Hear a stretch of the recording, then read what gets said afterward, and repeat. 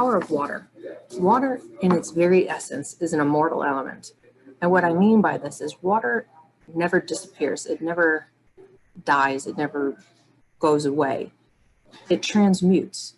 It goes from a liquid form to a solid form when it freezes, to a vapor form, a gas form when it evaporates. So water never actually leaves the earth. It just transmutes into its different forms, which makes this element so incredibly powerful. It also makes up 70% of the globe is made up of water. And more than 70% of our bodies is made up of water. So just on the simple nature of quantity, you can see that water is an incredibly important feature of all life on this planet. But that's just in its simplest mode. Water is also a medium for carrying information across the world. It carries sediment from one area to another. It carves patterns into the earth for us to find. When you see layers of the earth, when you look at the layers of the earth, they're looking at where the water level, where the water table was at that time. So in its simplest form, it is one of the most basic compounds on the planet. It's two hydrogen, or H2O, two hydrogen and oxygen, one hydrogen, two oxygen, to make up this component. But the complexity of this element and its anomalous behaviors has baffled scientists for hundreds of years. They cannot figure out why water does what it does. And that's what we're going to talk about today in the show. So I talked about the immortal element of it. So everybody knows there's three forms of water. We've got the solid, which would be the ice, liquid water, and then steam or vapor being the third element. Water itself permeates every aspect of life. So it's in the soil, it's in the water, it's in the air, it's in the streams of light, it affects the climate, it affects the weather patterns that we see. Water actually acts as a gel to hold these different elements together. It actually creates, it cements these different features. So soil, the air, the water. The one common denominator from all of these is water. It acts as creates a symbiotic relationship between all of these other elements. And without it, the ecosystem we have would not exist. This is definitely something they talk about on Mars, that when they found proof that water had once been on Mars, to them that immediately told them that that meant there was life on Mars, because water is the base element for life. You cannot have life without water, as far as we have learned. And certainly our planet cannot exist without it. It is all around us. It is not just around us, it is within us at all times. So the body, you can see the stats over here on the side. Water is the essence of our bodies. Without water, we could not survive. And not just humans, all life could not survive without water. It is necessary for every bodily function we have. It's necessary for digestion, for blood circulation, temperature, to remove waste from our body. It is the very essence of how we are able to grow. It's how we process food. It's how we process light. And the muscles our muscles are 75% water. And you see that our eyes are 95% water. The blood is 94% water. We transmute water through the lungs. We have water, the water going through our lungs is through the oxygen. The brain center is an incredible amount of water. We even have water in our bones. 25% of our bones is water. This is why water is so important to your health. If you don't drink enough water, you're starving your systems of what it needs to function. And it's not just how much water you drink, it's the type of water you drink. If you put polluted water into your body, it's like putting bad gasoline into your car. How long can it function when it has subpar nutrients? And I thought this was interesting on the bright side also, that the percentage of the the child's body has more water than the percentage of an adult's. And where this really compares to me is that idea of aging. You know, as a baby, you have your cells replenished much faster at a much healthier rate, and your percentage of water is higher. As you get older, your cells replicate more slowly. They replicate less, and you also have less water in your body.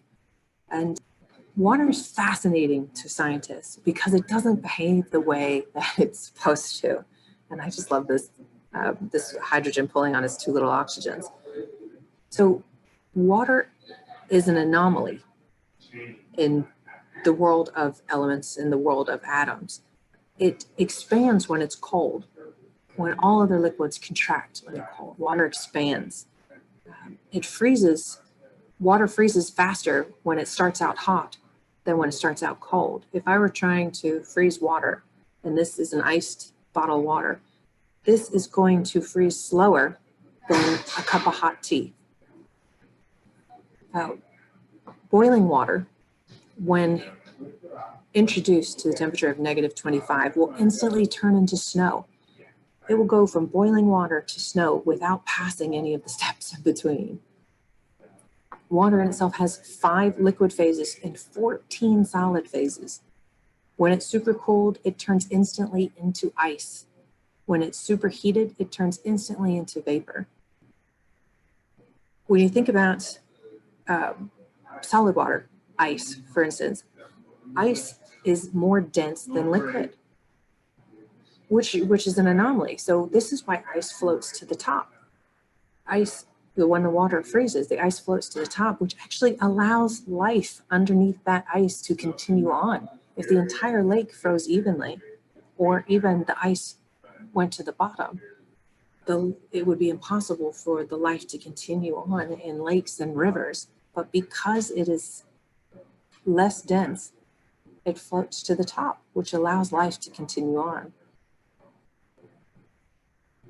That's just it. It's like it was created for life to exist. So they talk about the melting point. It has the highest melting point of any element, which allows liquid water to cover the earth and create a breeding ground and habitat for life. It has the highest specific heats of any liquid, -1. It absorbs infrared and ultraviolet light. It absorbs these light, which allows for photosynthesis and regulates the atmosphere and ocean temperatures. It's an incredible solvent for salts and other molecules, which allows nutrients to pass through our body. This is how we metabolize things. This is how we have our cycles. This is how our blood moves, is because it's a solvent for all these other elements, as well as being able to absorb the lights. This was an interesting one. So in the past 30 years, for the first time, about 30 years ago, they discovered that water had quantum properties in certain conditions. Now, what this means by quantum properties, quantum being the small, it has nuclear magnetic resonances that could be measured with certain equipment. They've measured that water was actually putting out a nuclear magnetic resonance. Now, this is going to take a lot more study. They haven't figured out what this is going to mean, but this is the only element they found that does this. Control the structure of water. It was that the water held onto the structure and the information that we put into it. These tests that Dr. Moto did showed that water held a memory. It could have information imprinted into it that it would hold onto, very much like a CD. But he wasn't the first one to do this. He wasn't the first one to determine that water had this memory. In fact, it's known in the scientific world that memory has a far longer memory than a human lifetime. It can hold on to the memory of an event longer than a human lives.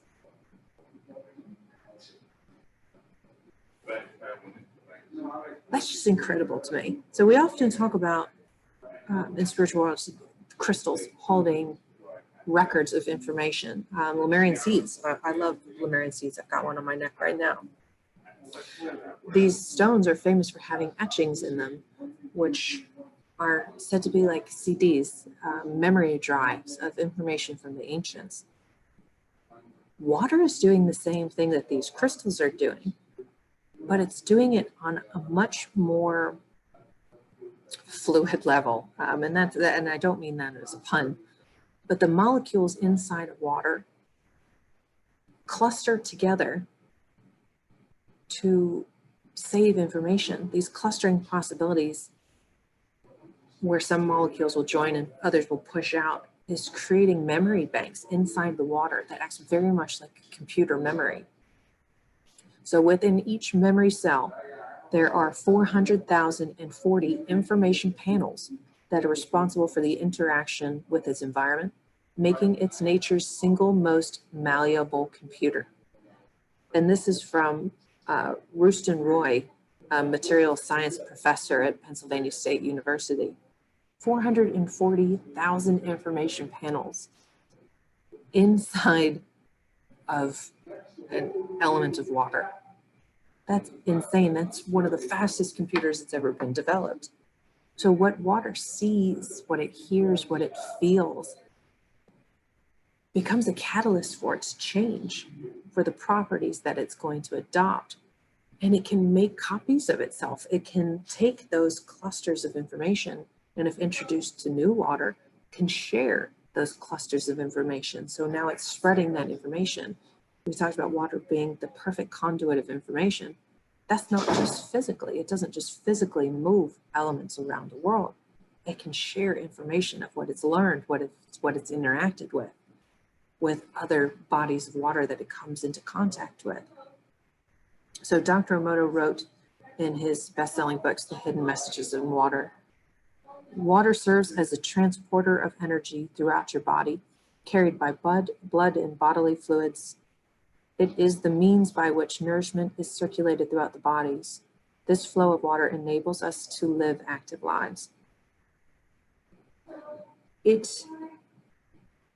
talk about the brain having all these functions of memory and telling the body when to act and when to move. And the heart as well, they talk about the brain and the heart.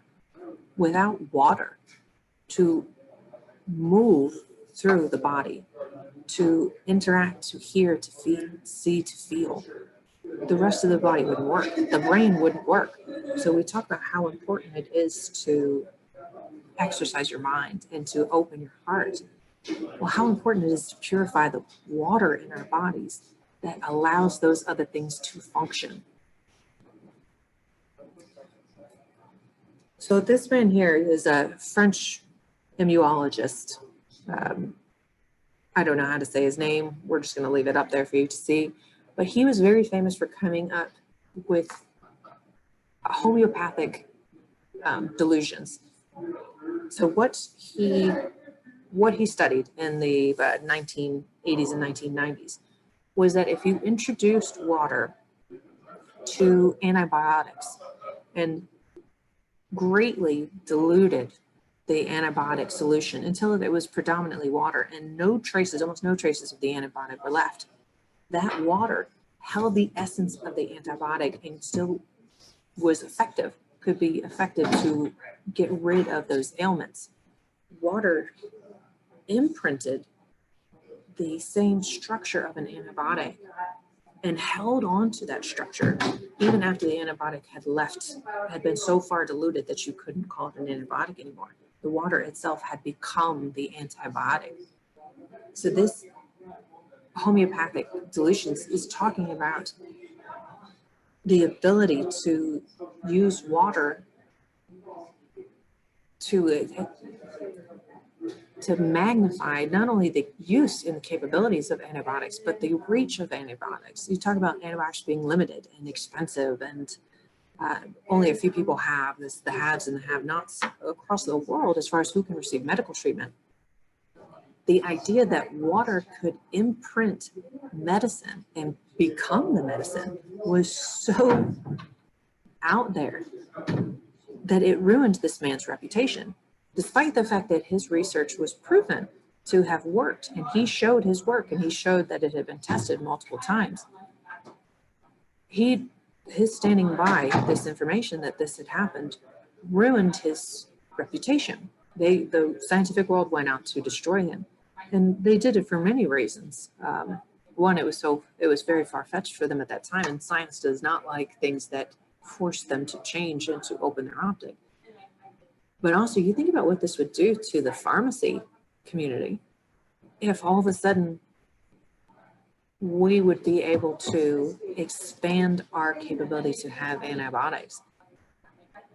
But also, antibiotics could be healthier for the body. Think about all the things that an antibiotic is doing in your body when it's going through it.